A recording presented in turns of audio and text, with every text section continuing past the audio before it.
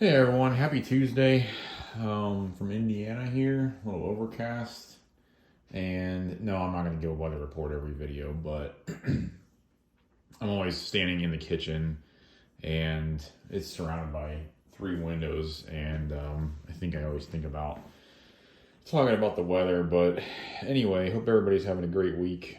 Coming up into Holy Week for Christians, so that's really exciting. Um, let's talk a little about like knife upgrades, customization, just things like that, and just kind of a general discussion. And maybe whoever's watching this, that's something that you've thought about doing, or maybe it's something you've already done. So I just kind of wanted to give my perspective on it. I haven't done it a lot. I think I've only done it with maybe two or three knives, not too many. This is the latest one that I did it to. This was originally a River's Edge cutlery PM2 in 204p steel, and it had the avocado colored scales. As you can see, this is very much not the River's Edge cutlery PM2 anymore. The only original stuff left are the blade, the screws, and then the liners, and I guess the lanyard too. But yeah, I changed pretty much everything on it. So I guess I'm trying to think how to structure this best. So you all know this is a PM2 by Spyderco. I kind of go through like the who, what, when, where, why, how. It's sort of something I've adopted from work. So the why, I guess, would be I see so many PM2s. I know there are a ton of exclusives out there, which is great, but there are so many out there, and it's almost like I don't know if you're into cars or not, but I look at the brand McLaren the same way.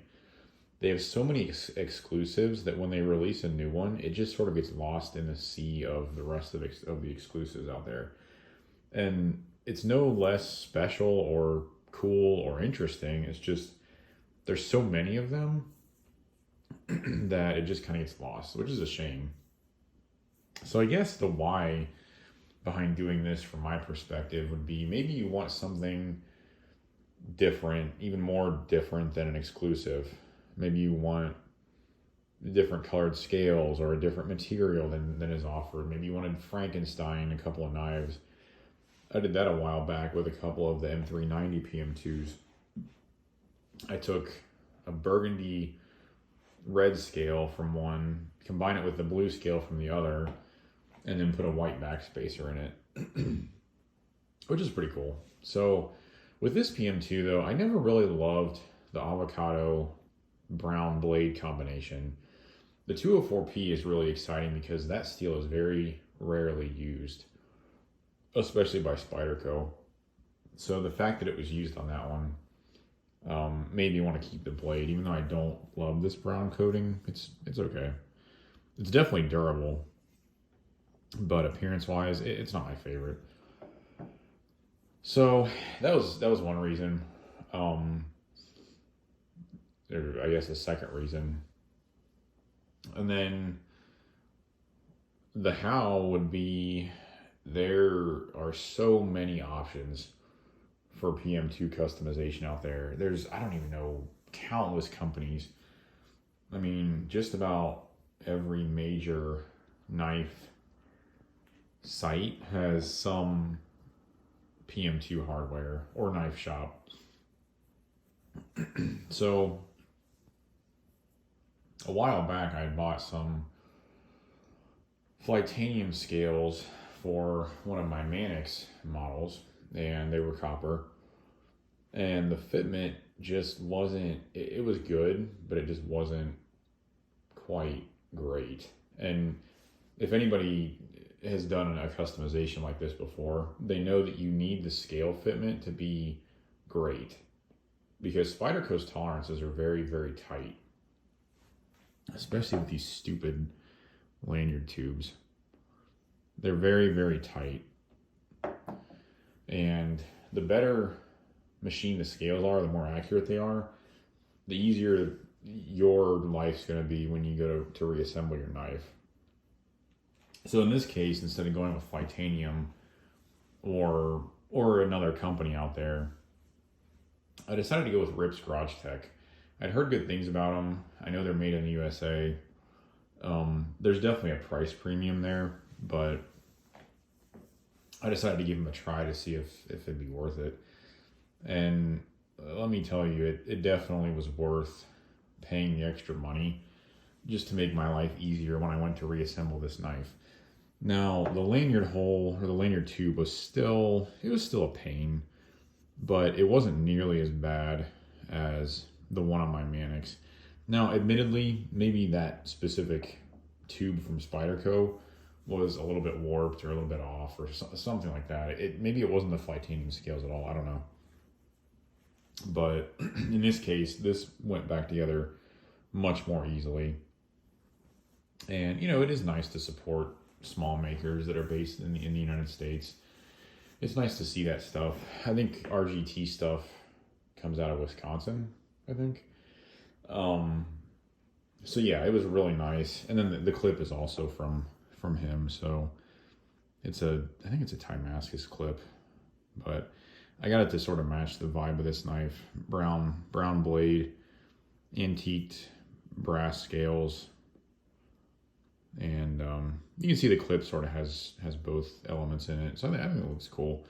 And then this back spacer here was actually on the original PM2, and I just transferred it over because I thought it looked cool with the screws. So that's sort of the finished product. So cost-wise, you're probably wondering what I have into this and what it may cost you to do the same thing with your PM2. So the knife itself was around $200. And I bought that, probably 2 or 3 years ago now. I don't remember exactly when they came out. These scales, these antique scales, I think they're brass. For some reason, I always want to get brass and bronze mixed up. But they were $107. And then this clip was $134. The RGT clips are pretty expensive.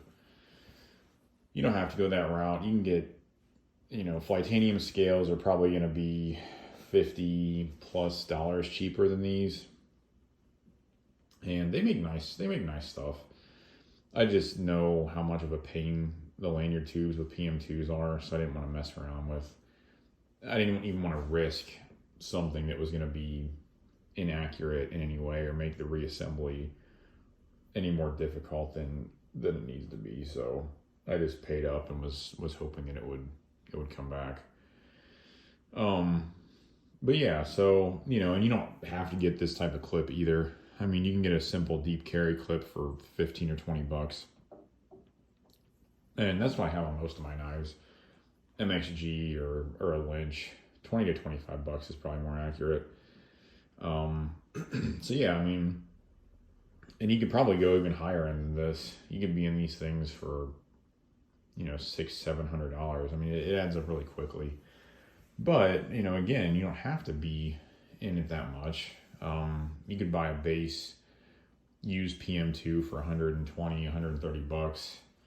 Buy some, Titanium G10 scales or G10 scales from somebody else who's relatively well known and has good reviews or something.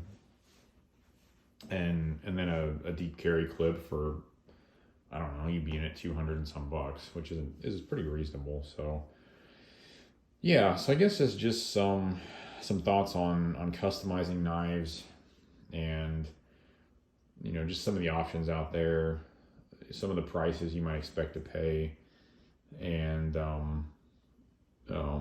yeah, just my thoughts. And you can do this with the Mannix from Spyderco. You can do it with the Para 3, I know is popular. Benchmade Bug Out and the Benchmade 940. I mean, there's different knives you can choose, but it's kind of cool just to take one and kind of make it a project. So what do you want this to be? And then sort of just build it from there. The only caution I would offer is you know, like when I was buying this stuff, I wasn't sure that this clip would match these scales because I was buying it off the internet. So just keep that in mind when you're purchasing things, that things online, they may look different online than they do in person. So yeah, so anyway, I hope you guys enjoyed this video. I hope it made sense to you. And if you have any questions or comments, leave them below. Please like and subscribe. Check me out on Instagram too. I always put my Instagram, I think they call it a handle, in my description. So check me out on there as well. And enjoy the rest of your week, and we will talk to you all in the next one. We'll see you.